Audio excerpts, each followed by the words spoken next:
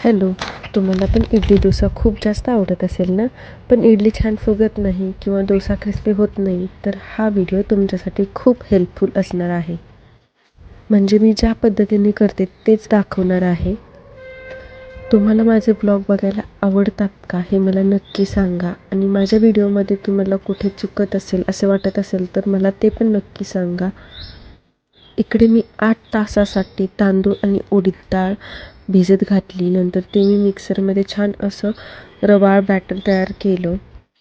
त्यात मी 1 तासापूर्वी 1 वाटी पोहे आणि हाफ टीस्पून मेथी दाणे घातले होते, आणि हे बॅटर फर्मंट होण्यासाठी रात्रभर ठेवले आणि सकाळी इडली करायला घेतली. ह्या पद्धतीने तुम्ही पण एकदा इडली नक्की ट्राय करून बघा. आणि ह्या एकाच बॅटरमध्ये तुम्ही इडली, डोसा, आप्पे असे तिन्ही प्रकार करू शकता. आणि मी इडलीमध्ये इनो सोडा असा काही टाकलेला नाही आहे, तरी पण तुम्ही बघू शकता किती स्पॉन्जी अशी इडली झालेली आहे. ह्या पद्धतीने नक्की तुम्ही पण घरी ट्राय करा. बाय.